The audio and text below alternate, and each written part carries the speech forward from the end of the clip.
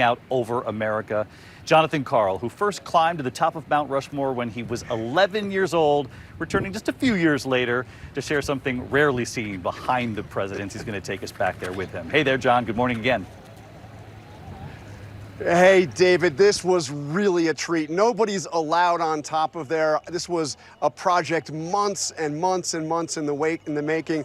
We got the Park Service to take you on a tour to the top of Mount Rushmore. And even cooler, David, what you're going to see now is what's behind Mount Rushmore, something rarely seen, a deep tunnel called the Hall of Records. Here it is. Wow. I mean, this is just incredible. From the top of the mountain, you can truly sense the enormity of this presidential mountain carving. We've got Abraham Lincoln's nose right over there. Few people ever get to see it from up here. For one, it's a little dangerous. It's a nice spot by Washington's head, but we can't get too close to the edge because that is a very steep drop. When I was just 11 years old, I made a secret trip to the top of Lincoln's Head. Back then, I wasn't allowed to tell anybody about it. This time, our guide is Blaine Cordemeyer, one of a handful of people who have actually gone over the faces of Mount Rushmore. Does it ever get old for you to be up here? Never. I mean, Never. Stop. We're on top of Mount Rushmore. It's unbelievable, isn't it? He goes over the faces every year to inspect for cracks.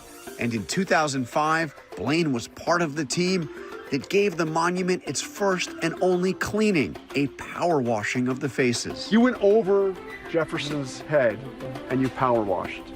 Yes, I did. Descending over the face is always hard to do, every time. Yeah. But it gets easier over the course of a day. One little known fact about Rushmore, Jefferson's face was originally carved on the other side of Washington, but concerns about the structural integrity of the rock on that side scuttled the plans, and the original Jefferson was blasted away. And just behind those massive heads, another Rushmore secret. Over here at the back of Mount Rushmore, the face is on the other side. But here, in this tunnel, a hidden story about Mount Rushmore. We got special permission, almost never granted, to go inside this unfinished part of Rushmore, a project nearly as ambitious as the mountain carving itself. This is the Hall of Records. This was going to be the place that stored America's most treasured documents, the Bill of Rights, the Declaration of Independence, the Constitution, the Gettysburg Address, were all going to be here on display. This drawing, done by Lincoln Borglum, the son of Rushmore's sculptor Gutzon Borglum, shows what a finished Hall of Records was supposed to look like. But in 1939, Congress pulled the plug on the project, saying the only work to be done was to be on the faces of Mount Rushmore. They only worked on this tunnel, this Hall of Records, for 1 year, 38 to 39, 1938 to 1939. We ventured deep into the tunnel, where inside the very back wall, we found some of the original drill bits used to carve Mount Rushmore. More than a half century after Rushmore opened to the public, an addition was made to the unfinished hall, a secret time capsule for the ages. Underneath that engraved stone, there's a titanium vault, and inside that, a teakwood box holding copies of America's founding documents etched in porcelain. Right behind the faces is a time capsule that tells the story of America's first 150 years. On that stone marker, the words of the sculptor about that monument, quote, carved high as close to heaven as we can. Breathe a prayer, he wrote, that these records will endure until the wind and rain alone shall wear them away.